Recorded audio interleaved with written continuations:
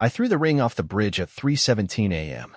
Not because I wanted to be dramatic, not because anyone was watching. There wasn't a soul in sight. Just me, a stiff breeze, and the cheap streetlight flickering above like it couldn't decide if I deserved light or darkness. The metal made the tiniest splash, like it was nothing at all. Like 4 years of memories didn't weigh enough to echo. It didn't even sink quickly.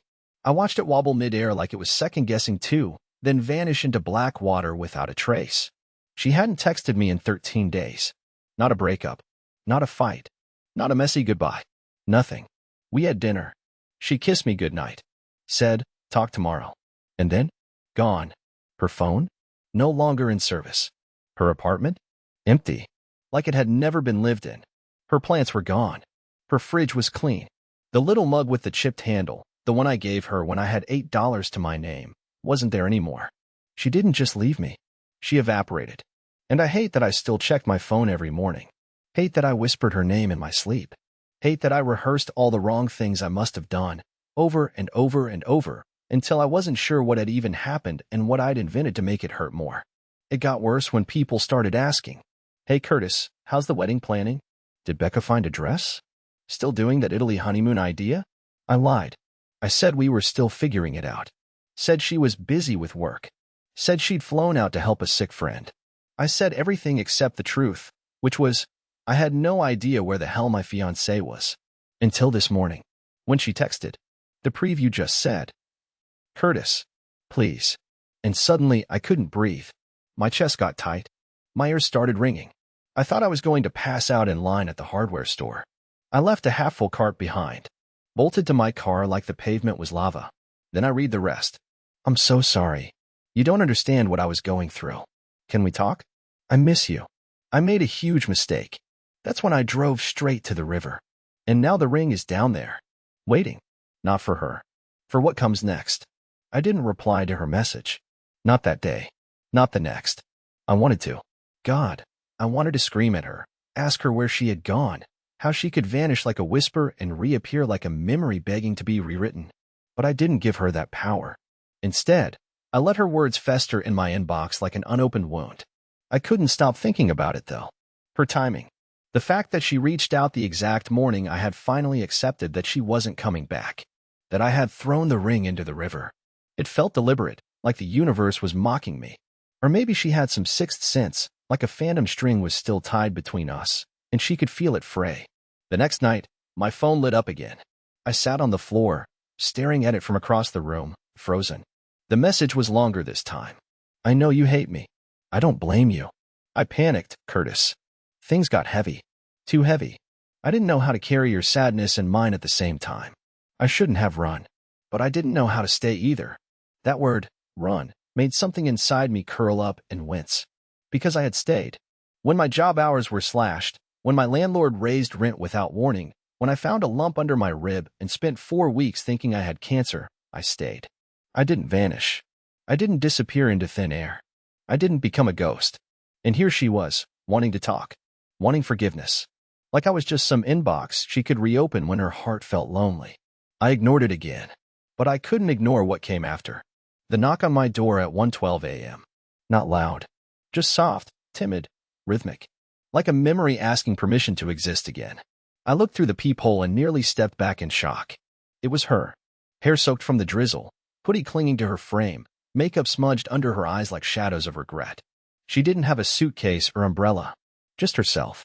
And something else, a trembling lower lip, like she was trying to hold back a truth that might crumble her from the inside. I opened the door, but I didn't say a word. I just stared.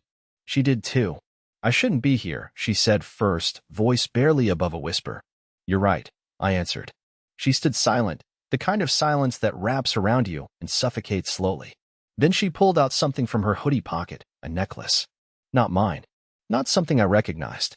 She held it like it meant something, like it held a story she didn't know how to begin. "I kept this with me every day I was gone," she said.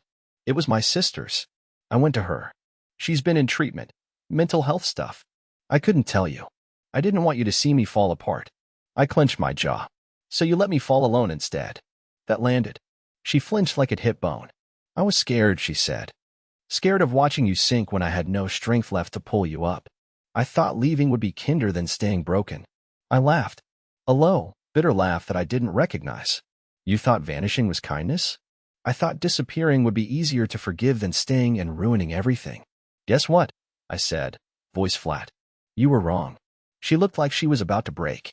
And for a second, I felt it, that old urge to catch her, to protect her from the consequences of her own choices. But I didn't, because no one had caught me. She took a step forward. Please, just give me 5 minutes. I'll explain everything. You had months, I snapped, stepping back. I gave you all the time in the world, and you used it to erase me. Her voice cracked. Can I come in? I looked around the apartment, the ring-sized void still echoing through the space, the memories she left like landmines in drawers and cupboards. And then I did something I never thought I'd do. I stepped aside. Not because I forgave her. Because I needed to hear how far the lie went. She stepped inside like she still belonged there. Her eyes darted around the room, pausing at the couch, the coat rack, the wilted plant she gave me for my birthday last year, the one I kept alive longer than our relationship. Her expression didn't match mine. She looked nostalgic, even mournful, like she expected to be welcomed back into the life she'd abandoned. But I didn't say anything. I let the silence do all the talking.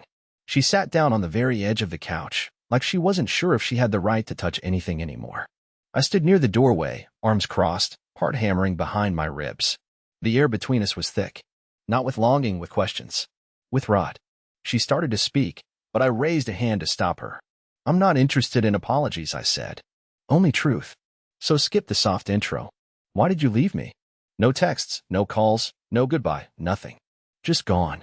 She looked up, startled, maybe by the tone in my voice or the absence of tears in my eyes. Maybe she expected the same Curtis she left behind.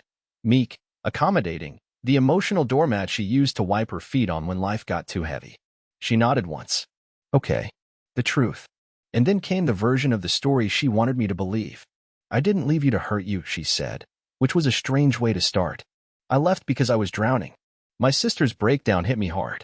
And the pressure of the wedding, the planning, the people, the money, it started to feel like this weight I couldn't carry anymore. Every conversation we had felt like a to-do list. You were consumed by bills, your health scare, and you bailed, I cut in. You bailed because life stopped being cute and convenient. She flinched, but didn't deny it. I didn't know how to help you, she said. And I didn't know how to ask for help either. I wasn't okay, Curtis. I was having panic attacks every night. I kept thinking, what if we get married and I make everything worse? What if I turn into my mom, bitter, resentful, stuck in something I can't fix? So I packed a bag and went to Colorado to stay with my sister. I told myself it would be a week. It was 3 months, I reminded her. Her voice cracked. I know. And you didn't think once to say, I'm alive? To text me that you weren't dead in a ditch somewhere? She looked down. I didn't want to face you until I was ready to be better. But I faced everything without you, I said, louder than I meant to. My job let me go. My test results came back inconclusive for 2 weeks. I thought I had cancer, Becca. Cancer. And you were off-grid because you couldn't face stress. I'm sorry, she whispered. I handled it like a coward. I stared at her, and in that moment, something cold and sharp clicked into place inside me. I realized what had been gnawing at me since the second she stepped back into my apartment. It wasn't just her absence. It was how rehearsed she sounded now. Like this speech had been written, rewritten, practiced in mirrors. How'd you know I was still here? I asked suddenly. You moved out. Canceled your phone. We don't have mutual friends anymore. How did you know where to find me? She hesitated. And in that pause, everything shifted. I stepped forward. Answer me. She glanced at the door, then at me. I saw your post. What post? Read it, she said, sheepishly. Your account. The one with the username you thought was clever. I searched for you. I've been reading your comments for weeks. I felt my stomach drop. You've been lurking on me? I didn't know how else to get close. I didn't know if you'd block me if I texted. So you stalked me online instead? I missed you, Curtis, she snapped suddenly. I was scared. I was a mess. I still am. But I didn't want it to end like that. I needed to see you. To explain. But you didn't explain. You built a story with missing pages, hoping I'd just fill in the blanks with compassion. She was crying now. Real tears. Maybe genuine. Maybe not. I'd forgotten how hard it is to tell with her. I still love you, she whispered. That never changed. I looked down at her, at this woman who once made me believe I was worthy of being chosen, and I felt nothing but a hollow ache. You left me in the middle of the fire, I said quietly. And now you want to come warm your hands by the ashes. She sobbed, but I didn't flinch. Because for the first time since she left, I finally understood something. She wasn't sorry she left. She was sorry I didn't wait. The clock on the wall ticked loud enough to feel like a countdown. Each second carved out the space between us, like time itself didn't want us in the same room. Rebecca sat hunched forward on the edge of the couch, elbows on her knees, wringing her fingers like she was praying for absolution. I stood across from her, too stiff to sit, too wired to breathe evenly. I hadn't blinked in what felt like a full minute. You said you read my posts, I repeated, slower this time. So what exactly did you read? Her eyes shot up. Curtis, I didn't mean. What did you read? I cut her off. She swallowed hard. All of it. The update about Violet. Your job. The cancer scare. Even the one where you talked about the ring. My breath hitched. You saw that and still waited this long? I didn't know how to approach you, she pleaded. Everything I read just made me feel worse. You sounded so broken. And I knew I had no right to come back. But I had to try. You're still the person I... No, I said firmly, raising a hand. You don't get to call me anything anymore. Not until I figure out what this is. Why you're really here. She blinked fast, then looked away, her jaw tightening. That's when I saw it. That twitch. That subtle shift in her posture. Not guilt, fear. And my gut twisted. There's more, isn't there? I asked. You didn't just come back for me. You want something. She didn't deny it. Silence swelled in the room, loud and ugly. Then she nodded. I need your help, she whispered, like saying it any louder might shatter what little dignity she had left. Of course, there was another layer. There always is. I let out a slow exhale. With what? Rebecca reached into her hoodie pocket again. For a split second, I wondered if it was something dramatic, a photo, a test result, a hidden clue. But no, it was just an envelope. She handed it to me with trembling fingers. What is this? I asked, not moving to open it yet. Read it, she said. I didn't know who else to go to. The envelope wasn't sealed. Inside were two folded papers. One was a debt notice, a credit card statement with a $24,000 balance, mostly withdrawn within a 2-month period. The other was a court letter, a pending lawsuit over fraudulent charges tied to her ex-client, someone she worked with at her branding firm. I read both twice. My head started spinning by the second paragraph. You're being sued? I asked, voice flat. I didn't steal anything, she rushed to explain. I signed off on things I shouldn't have. I trusted the wrong person. One of the clients, Chase, he told me it was a temporary workaround, that we'd fix it on the back end. But then he disappeared, blocked me on everything. And now I'm on the hook for all of it. Chase, I repeated. As in the guy you were wrapped around in Aspen? She winced. It wasn't like that. I raised an eyebrow. It wasn't, she insisted, defensive now. I was vulnerable. He was persistent. I never slept with him, Curtis. I swear. I was just lonely and scared in there. And so you ghosted me and wrapped your life around a stranger instead of calling your fiancée? Her voice shrank again. I wasn't thinking. No, I said coldly. You were running. She stood now, desperate. I'm not asking for money. I swear. I need you to vouch for me. I listed you as a character witness for the hearing. You were the one person who knew I wasn't capable of stealing anything. I laughed. I actually laughed. A dry, bitter sound that echoed against the walls. So let me get this straight, I said. You vanished without a trace. Let me believe you were dead or done with me. Read my emotional spiral online like it was a Netflix series. And now you show up because you're being dragged into court, and you want me to be your moral compass? She nodded once, small and ashamed. Something broke in me.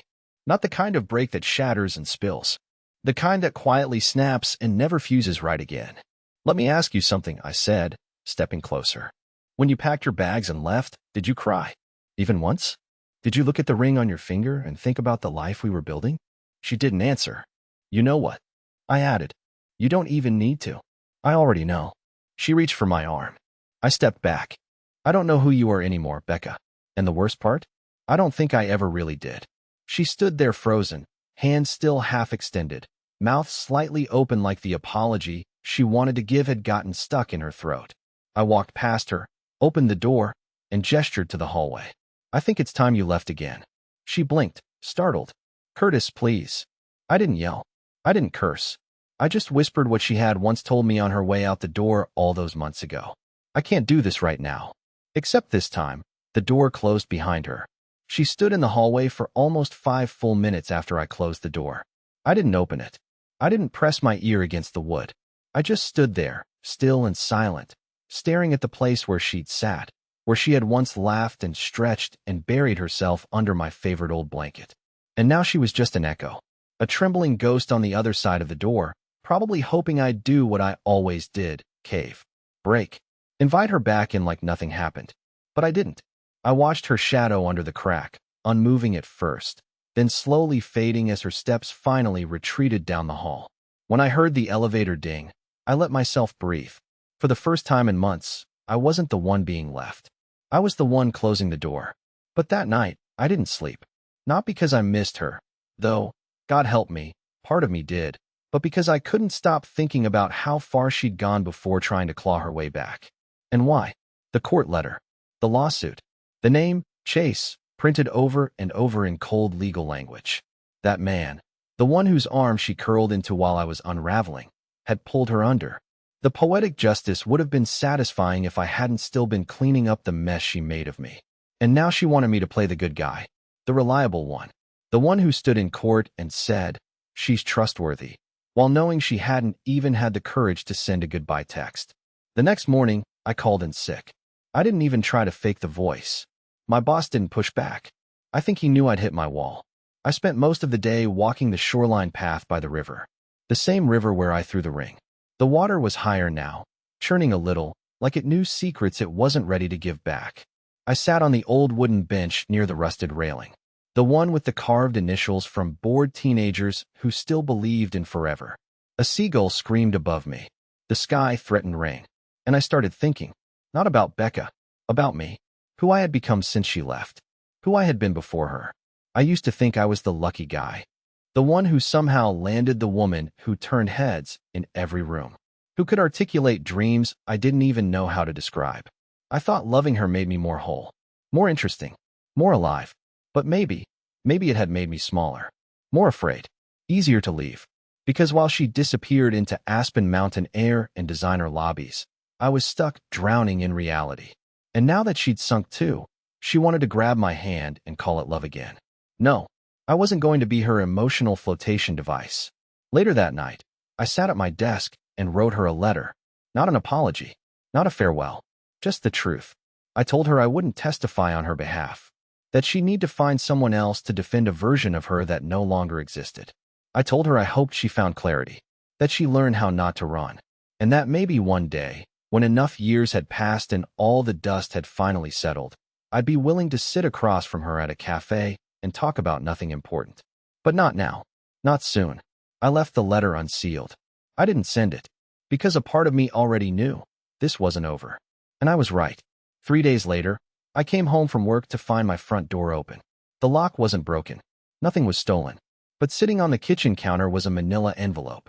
No name. No note. Inside it were printed screenshots. Dozens of them. Emails. Bank transfers. A private message from someone named Jonas, addressed to me that I had never received. And stapled on top, in bold red marker, was a phrase that made my skin crawl. You don't know half of what she did. I stared at the envelope for a long time. The papers inside had a strange smell, not like perfume or cologne, but something clinical, like dust and toner. The marker was real. Red, thick, fresh enough to smear. And those 7 words on the cover, you don't know half of what she did, pulsed in my brain like a warning siren I didn't know how to shut off. I locked the door behind me and double-checked every window. The apartment was exactly how I'd left it. Jacket over the chair, cereal bowl in the sink, half-charged phone on the armrest. Nothing was stolen. Nothing was moved. But the feeling was off. Like someone had peeled back the walls and looked in without touching a thing. I spread the pages across the kitchen table. Some were emails. Old ones. Dated while we were still together. I recognized Becca's work address. But the name they were going to that was new. Jonas Redmond. The subject lines ranged from urgent access request to need clearance signed. At first, it read like routine workplace chatter. But then I caught something that turned my stomach. If Curtis sees this, I'll say it was for a freelance side project. Just keep deleting the logs like we discussed. You know how clueless he is. I read that line 3 times. Every syllable dug a little deeper under my skin. Clueless. She'd called me clueless. to someone I'd never met, about something I never knew was happening. Another email followed, this one from Jonas, 2 weeks after she left me. The money hit. You're in the clear. If this explodes later, I never existed. That's when it clicked. The lawsuit. The fraud. Chase wasn't working alone. She wasn't just a bystander. She had her hands in something deeper than branding, deeper than bad choices. She wasn't just scared and running. She was covering. But why had someone sent this to me? I flipped to the back of the envelope. Nothing. I checked inside again. One final folded paper. This one wasn't printed. It was handwritten. You deserve the truth. She didn't come to you for forgiveness. She came to erase what you know. Don't let her do it. If you want answers, find me. Jay. My throat dried instantly. Jonas? The same Jonas from the emails? How did he find me? And why was he turning on her now? I spent the next hour trying to track the email addresses from the printouts. Most bounced back. A few led to dead ends. But then I searched a quote from one of the emails, something specific Becca had written about transferring branding access codes, and I found a cached PDF on a design freelancer forum. It listed Becca's firm. And Jonas was there as a former vendor. His username, J_Red_Echo. He hadn't posted in months, but his bio had a contact link, a burner email. So I wrote him. I didn't expect a response. But 5 minutes later, I got one. Subject, you finally saw it. From j.redecho@protonmail.com. I was wondering how long it would take. Meet me tomorrow. Corner of East Monroe and 7th, 10 p.m. No phones. You're going to want to hear this in person. Every part of me said this was insane. It sounded like a setup, but I couldn't ignore it. Not after what I'd seen. Not after months of being lied to by the one person I thought I could trust. The next night, I went. I told no one. Took no phone. Just a pen and a notebook in my back pocket like it meant something. I arrived 10 minutes early. It was a quiet intersection, closed bakery, a row of apartments, a busted streetlight flickering like a nervous eye. At 10 p.m. sharp, a man stepped out from the alley beside the old laundromat. Mid-30s. Shaggy dark hair. Hoodie. Eyes like he hadn't slept in weeks. Curtis, he asked. I nodded. You don't look like someone who got played that hard, he said. Guess I clean up well, I muttered. He half laughed. You have no idea what she was involved in. Then tell me. He looked around, then motioned for me to follow. We didn't go far, just behind the laundromat, where the buzz of the power box drowned out most sound. He leaned against the wall like we were swapping secrets in a spy movie. You think she was just careless, emotionally overwhelmed. Typical betrayal story, he said. But that girl? She's smarter than you know. And she wasn't just stealing from clients. She was running a side hustle, ghost branding. Ghost what? Creating fake startups to generate fake value, then selling marketing packages to real investors. She built entire brands that didn't exist, logos, websites, PR drops, all polished. And I helped until I realized she used my name to launder half the invoices. I blinked, stunned. Why come to me? Because she's desperate, he said. She'll burn you to save herself. And you're still listed as the secondary contact on one of her shell accounts. I felt cold. Meaning if she goes down, she's dragging you with her. Jonas said the words so casually, like they were just facts on a spreadsheet. She's dragging you with her. But I felt it like a punch to the gut. My pulse throbbed behind my eyes, and my legs suddenly felt too weak to hold me steady. I pressed my hand against the cold brick wall behind the laundromat to keep from collapsing. The silence between us wasn't dramatic. It was terrifying. He wasn't waiting for me to respond. He was letting it sink in. Explain, I finally choked out. What do you mean I'm listed as a secondary contact? I never signed anything. She didn't need your signature, he replied. She used your identity. Enough details to look legit. A few minor edits to your name and social security number. You'd be surprised what people don't double-check when a pretty woman sends them a polished pitch deck. My stomach turned. You're saying she committed identity fraud? On me. She called it a temporary backdoor safety net. Jonas said, voice laced with disgust. Told me you'd never find out. Said if the scheme ever got too hot, she could throw all the secondary documentation on you and walk. I stared at him, heart racing, mind racing faster. Why didn't you go to the police? I did, but without proof of her intent, they weren't interested. She's slippery, covers her tracks well, and I have a past. Not clean enough for them to trust me. But you? You're the poster boy for the good guy narrative. You coming forward? That could change everything. I wanted to laugh and scream at the same time. 6 months ago, I was planning our honeymoon. Now I was apparently a scapegoat in a fraud ring I didn't even know existed. I looked Jonas in the eye. Why are you really helping me? He held my gaze for a long beat, then sighed. Because I fell for her too. And I paid the price. He pulled down his hoodie, revealing a nasty scar along his jawline. Let's just say someone she owed money to thought I was part of her exit plan. I wasn't. But by the time I realized that, it was too late. A chill crawled up my spine. Becca's betrayal wasn't just emotional. It was dangerous. And I'd been sleepwalking through the wreckage she left behind.